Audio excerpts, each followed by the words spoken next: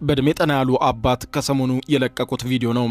እኚህ ያልተጠበቀ ጉድ ከትዳራቸው ጀርባ ያገኙት አባት በትዳር 51 ዓመት በላይ የቆዩ ሲሆን ትዳራቸውም ያማረ ተብሎ በብዙዎች ዘንድ ሲወደስ የቆየና ኮሽታ እንኳን ሳይሰማበት መኖርን እንደነርሱ ተብሎ በብዙዎች ዘንድ እንደ ምሳሌ ሲወሰድ የቆየ የ40ና የ41 ዓመት ልጆች የተፈሩበት አንጋፋ ትዳር ነበር።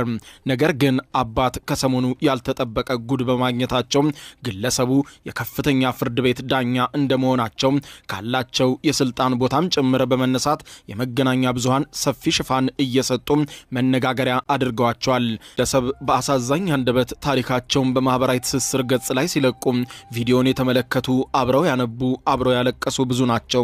ባለትዳሮቹ ለ51 ዓመታት አብረው በቆዩባቸው ጊዜያቶች እርስ በርስ ባላቸው ፍቅርና መከባበር ቤታቸውንም አክባሪነት ይታወቃሉ።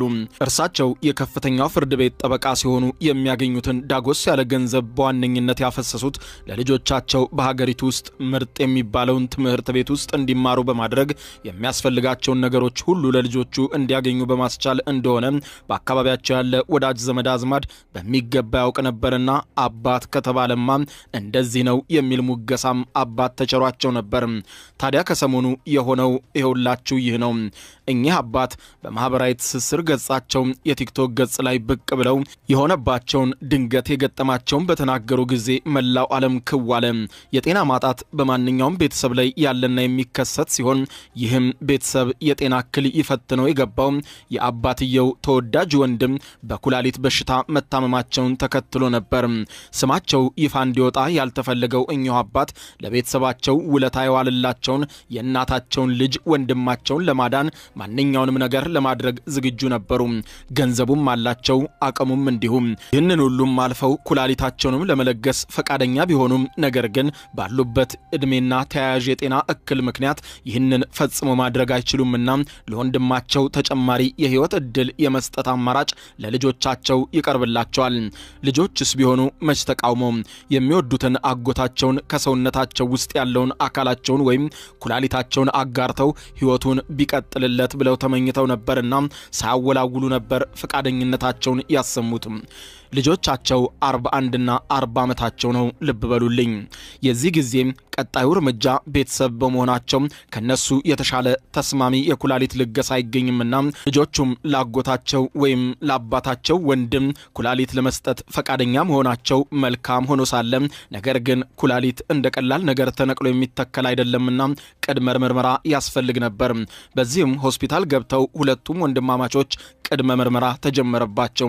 በዚህ ጊዜ ነበር ሌላ አስደንጋጭ ነገር ብቅ ያለው። ሁለቱም ልጆች የኩላሊት ታማሚ ናቸው ልላችሁ አይደለም፣ ወይም ሌላ የህመም ታሪክም ልትሰሙ አይደለም። ይበልጡኑ ሌላ ክው የሚያደርግ ነገር እንጂ። የህክምና ባለሙያው በድንገት ከህክምናው ክፍል ገብቶ ቤተሰብ ነን አላላችሁም እንዴ በማለት መናገሩን ተከትሎ ቤተሰቡ ድንገተኛ ግርታና ድንጋጤ ውስጥ ገባ። ሐኪሙ ምን ለማለት ፈልጎ ነው? ነገሩ አስደንጋጭ ነበር። አባት ለ40ና 41 ዓመታት አሳድገው አስተምረው ድረው የልጅ ልጆችም ሳይቀር ያዩባቸው የአይናቸው ማረፊያነታቸው የማይደበዝዘው ልጆቻቸውንና የልጅ ልጆቻቸው ከሳቸው የዲኤንኤ አይነት ጋር ፈጽሞ የማይገናኝ እንደሆነ በዚያው በሆስፒታል ውስጥ እንደዋዛ ተረዱት። አስቡት፣ ለ51 ዓመታት ጸንቶ አጀብ ፍቅርና መከባበር ያስባለው ትዳርና ግዙፍ ቤተሰብ ያልተጠበቀ ዱብዳ ገጠመው። ባጭሩ ሁኔታው ሲገለጽ እኚሁ ግለሰብ 40ና 41 ዓመት ያሳደጓቸው ልጆቻቸውና 51 ዓመት በቆዩበት ትዳር ውስጥ እጅግ ባስደንጋጭ ሁኔታ ተዋሽተዋል።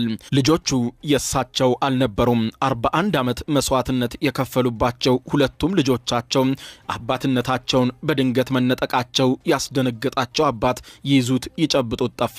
ትዳር ዓለሜ ቤቴ ገዳሜ ብለው 51 ዓመታት የኖሩበትም ትዳር የተዋሸና ልጆቹም ከሌላ የተወለዱ መሆኑን ማወቃቸው እንዴት ክው ሊያደርጋቸው እንደሚችል እናንተም በህሊናችሁ ገምቱት።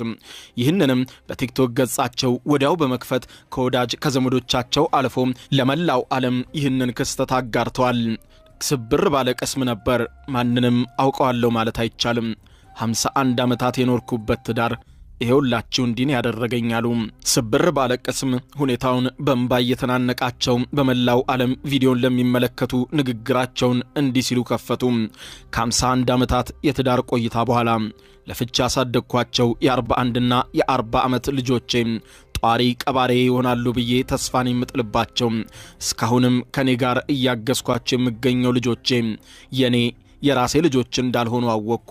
ለወንድሜ የኩላሊት ጉዳት የሚስተካከል በጥሩ ጤንነት ላይ የሚገኝ ኩላሊት ያለው የትኛው እንደሆነ በሚያደርጉት ምርመራ ላይ ምነው ሳልሰማው በሞትኩኝ ያስባለኝን መርዶ ተረድቻለሁ። ልጆቼ ለካም የሌላ ሰው ልጆች ነበሩ በማለት እርጅና ባጎሳቆለው ገጽታቸው ላይ የውስጣቸውን ስብራት በሚታይ መልኩ የደረሰባቸውን ቅስም ሰባሪ ሐዘን ይገልጻሉ።